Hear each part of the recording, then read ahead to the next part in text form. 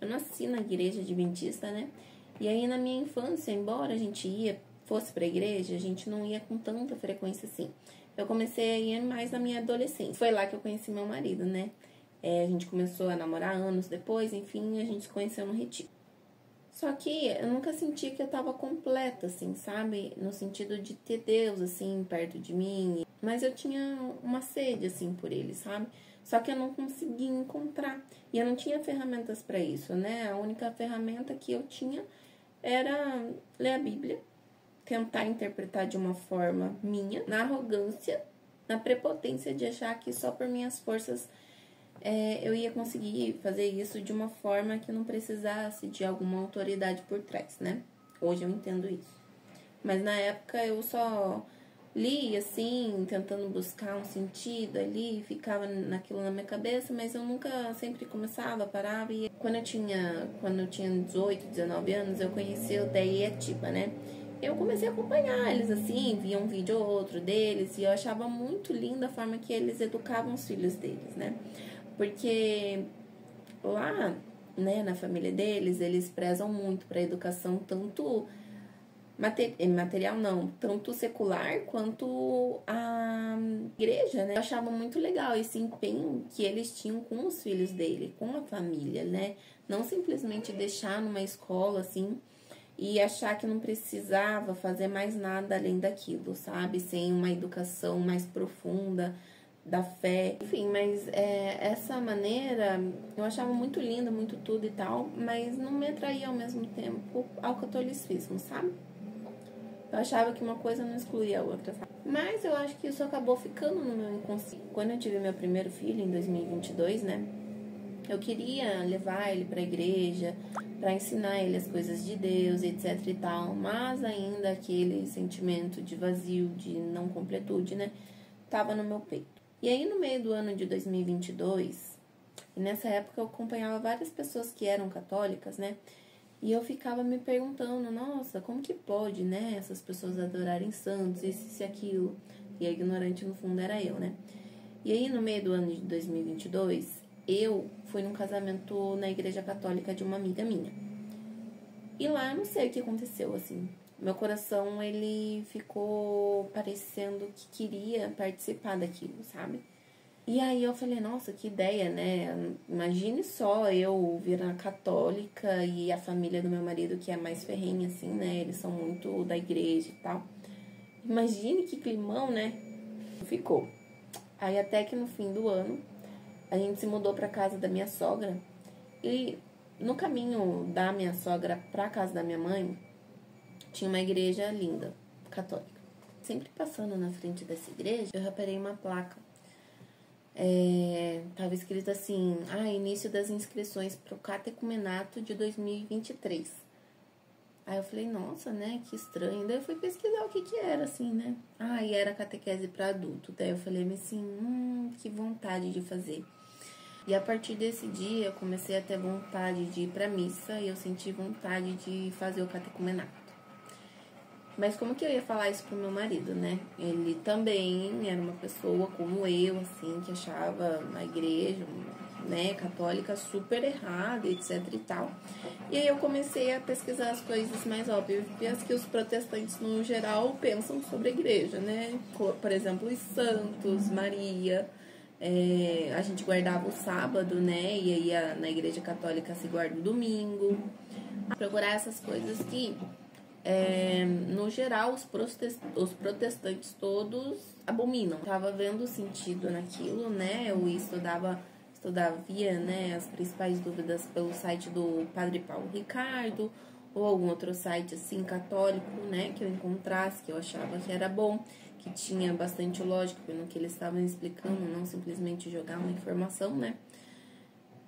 E aí eu comecei a falar, poxa, eu acho que isso daí não é brincadeira não, hein? É uma coisa bem séria. A igreja católica não é oba-oba que nem eu achava, não. É um negócio meio sério, assim.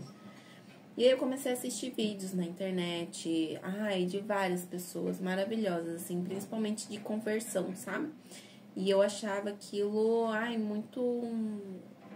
muito massa, e eu queria fazer parte da igreja agora. Lembra daquele vazio que eu sentia, assim? conforme a gente foi participando das missas dominicais, aquilo foi preenchendo um espaço no meu coração. E quando, às vezes, a gente não podia ir, né? Nesses, deixa eu ver, 2023, no caso 2025, nesses 2 anos e poucos que a gente tá indo na igreja com frequência,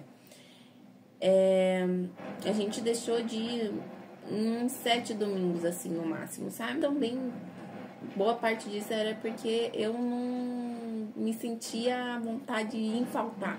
Eu queria muito estar lá, eu sentia vontade de ir, sabe? Mesmo não podendo comungar, e depois eu entendi o sentido da comunhão, etc e tal.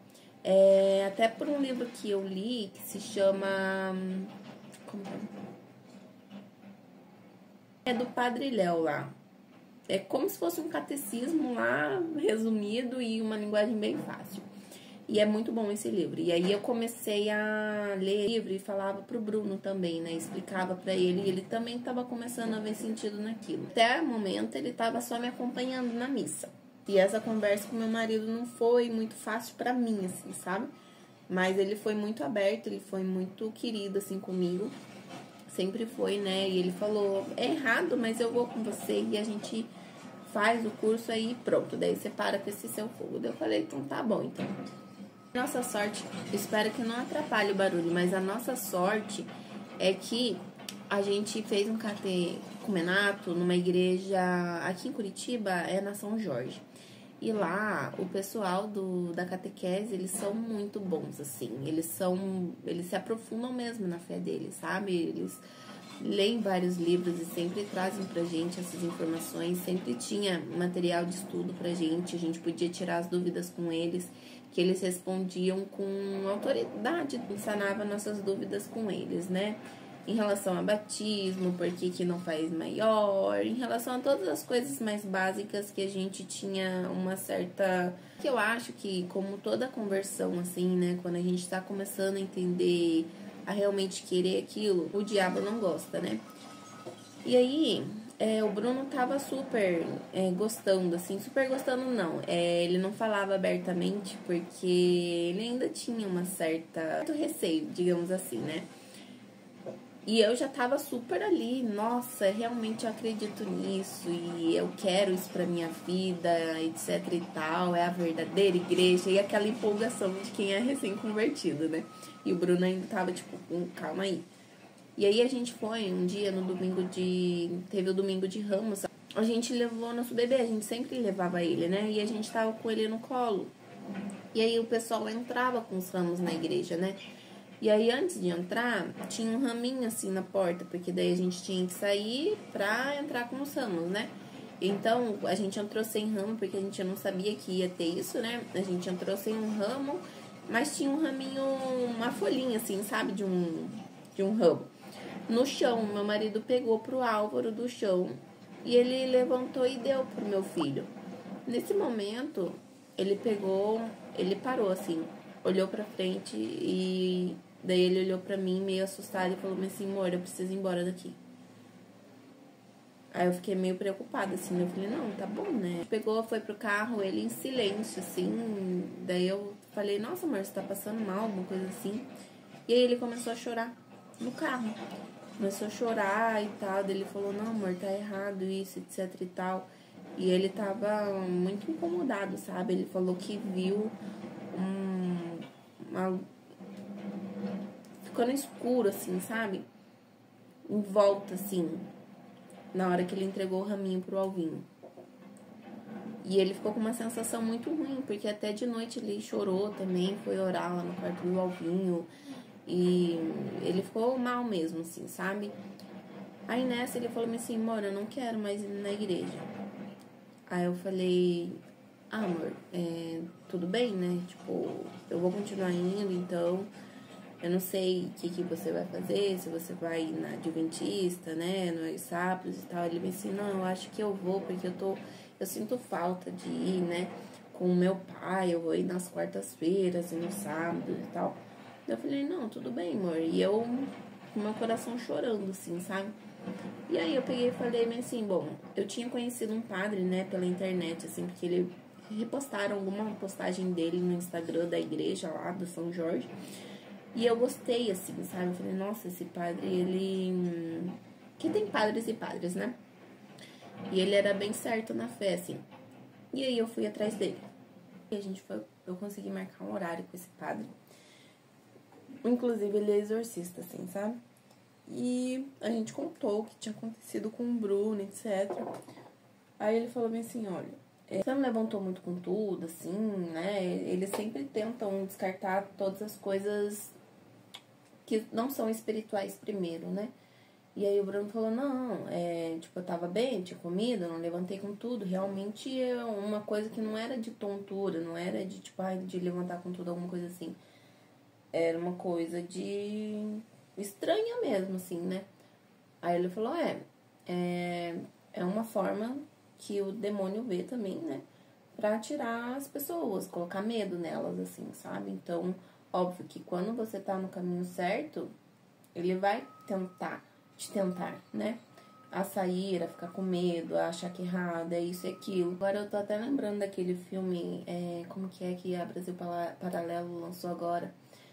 Uma Oficina do Diabo, né? Que tá cheio de demônios em volta de pessoas que estão na fé, assim, né? Em bares, em festas, isso e aquilo. Eles não estão lá porque não precisa fazer um trabalho pra tirar eles da fé deles e tirar eles da presença de Deus, né? Enfim.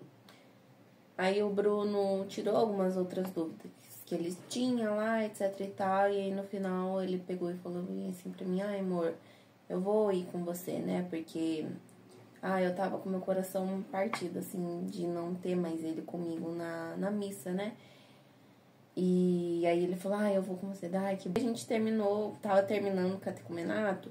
E até o momento a gente não tava se tocando que a gente precisava casar. Porque eles ficavam falando, vocês querem o sacramento do casamento, não sei o quê. E aí eu ficava, bom, já tenho, né? Porque eu já sou casada com o Bruno desde 2018. Eu não preciso casar de novo, né? E eu achava que não precisava mesmo. E aí no final a gente descobriu que o casamento mesmo é na Igreja Católica. E aí a gente falou, poxa, então a gente tem que casar. E no final a gente decidiu que a gente ia casar, né?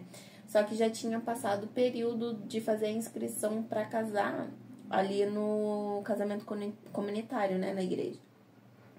E aí logo em seguida eles iam fazer a crisma e etc e tal. E daí não ia dar tempo, porque a gente tinha que fazer curso de noivos.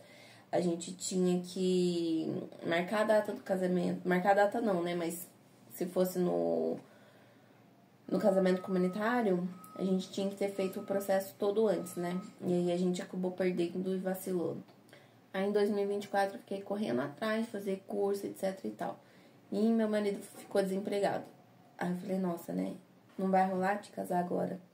E aí a gente fez um curso algum tempo depois ainda, porque não... Nossa, o pessoal não tava abrindo, assim, era só pra depois de 2 meses. Então a gente acabou fazendo em junho, julho, alguma coisa assim. A gente falou, vamos casar, pedir pro padre lá, que a gente gostava, né, celebrar nosso casamento, porque a gente gosta muito dele, né. E o Bruno tava desempregado, a gente falou, a gente vai ter que adiar, a gente conversou com ele lá, enfim, a gente vai casar agora no mês de maio. Assim, resumindo tudo, né, eu comecei a ir pra missa, então, mas porque eu tava muito incomodada, né, meu coração tava me pedindo.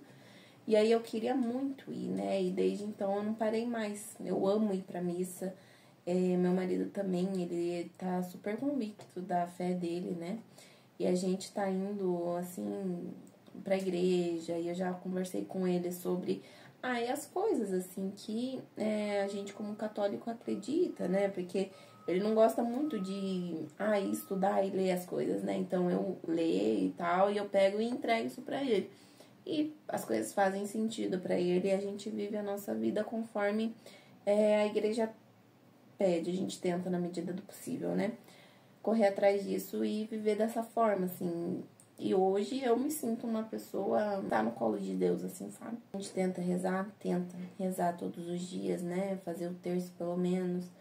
Às vezes não é muito possível, às vezes eu quero fazer de manhã, acabo dormindo demais, daí a correria do dia faz com que no final do dia eu nem pense nisso, mas é uma coisa que eu tenho que colocar na minha rotina com certeza, porque quando eu rezo, meu coração também fica mais leve, eu fico tranquila, apesar dos problemas da vida, eu sei que a minha paz tá em Deus, assim, sabe? E só quando eu rezo eu sinto isso. Então, quando eu não rezo, meu dia fica um caos. Eu vi como se fosse uma rotina para você ler a Bíblia, né? Eu não lembro exatamente o nome da pessoa que criou, mas não é exatamente para você ler e interpretar como eu fazia, né? Mas é para você ler buscando um sentido na sua vida própria. Então, faz 5 passos, né? Você se pergunta naquele dia e aquele texto que você vai ler em específica. Daí tem a ordem dos textos que você pode ler, né? Do Antigo e do Novo Testamento. Aí, a primeira questão que você tem que responder é... tem promessa de Deus ali, né? Qual é a promessa de Deus ali? É a ordem de Deus e verdades eternas, o que esse trecho trouxe para mim hoje e como que eu posso colocar isso na minha prática, na minha vida, né? Então, eu tô tentando também todos os dias fazer essa leitura diária. Ultimamente tá meio difícil, assim, é que eu tô no internato e aí os horários não são fixos e a minha cabeça fica bem maluca, assim, e eu não consigo estabelecer uma rotina, sabe? Eu tento encaixar as coisas e às vezes não vai. É exatamente o que me fez virar católica, né? Lógico, foi a graça de Deus. Não sei exatamente o que me fez virar católica, né? Eu acho que foi um conjunto de coisas. Deus foi agindo, né? Com cada coisa que Ele foi colocando ao longo nessa jornada, né? Por exemplo, ter encontrado a Dailtiba, Sâmia e várias pessoas católicas que eu fui conhecendo que eram católicas depois e fui tentando entender quando eu comecei a ir à missa, etc. Então, o que me fez, de fato, virar católica foi começar a ir na missa, né? E a gostar, e estudar, entender e saber que era aquilo o certo pra mim, pra minha família, pro Bruno, né? E o Bruno também. Então, tudo isso virou um bolo, assim, e eu entendo hoje que foi graça de Deus mesmo. E eu agradeço Ele por isso. Em relação a falar para os outros dessa conversão, né? Pra minha mãe foi tranquila, ela era católica e tal, e ela nunca foi muito ligada na igreja adventista. Ela ia por causa do meu pai, mas, enfim, não sei ao certo. Ela não é muito de ir pra igreja, né? Mas ela não falou, ok, tudo bem, a família inteira dela também é católica, não viu problema nisso. Mas a família do meu marido toda, tanto por parte de mãe quanto por parte de pai, é protestante, né? Então foi meio difícil ele falar isso pra mãe dele e depois os outros ficarem sabendo, não são os familiares, né? Saberem que a gente tinha virado católico. A família da minha mãe toda é católica, né? Então, pra eles, tipo, eu também não cheguei e falei, oi gente, tudo bem? Eu virei católica, tá bom? Mas, tipo, elas ficaram sabendo e ninguém ia falar nada, né? Cada um ali entendi que cada um tem a sua vida e tudo bem. Só que a família do meu marido toda é protestante, né? E aí pra ele foi meio difícil porque o pessoal, ele acham errado mesmo, né? A igreja católica pra eles é um horror, assim. Podia ir pra qualquer outra religião protestante, né? Menos uma igreja católica, né? Que é como que eles falam? Lá do Apocalipse, lá é a besta na terra, né? Então, isso pra eles é meio complicado. O Bruno falou com a mãe dele, né? Falou com carinho, assim, né? Eu não vi essa conversa, mas acredito que ela não tenha ficado muito feliz. Mas ele falou, mãe, é isso, eu só tô falando pra que você saiba, não que eu queira que você me converta ou que você fale pros outros pra que eles me convertam também, né? E aí eu só quero que você respeite isso e ponto, acabou. Mas é difícil, assim, sabe? Mas a gente tem que orar, rezar, não, tudo bem, né? Um milagre pode acontecer deles se converterem. Mas também a gente tem que respeitar e eles também têm que respeitar a gente e é isso. Se quiserem que eu fale, né, sobre isso mais pra frente, eu falo também. Então, as pessoas respeitam, assim, na medida do possível. Mas eu acho que a gente tem que colocar limite também, se elas quiserem, de alguma forma, respeitar a nossa fé, né? A sua fé. A gente tem que se impor também, não ficar só escutando as coisas assim, omitindo mesmo, né, da verdade. Então a gente tem que defender o que a gente acredita, não brigar, etc e tal, mas se alguém falar alguma coisa, elas têm que entender que tem que haver respeito e é isso, né? Mas basicamente é isso. Espero que vocês tenham gostado do vídeo. Me sigam no Insta também, por favor. Obrigada. Se inscrevam no canal e tchau!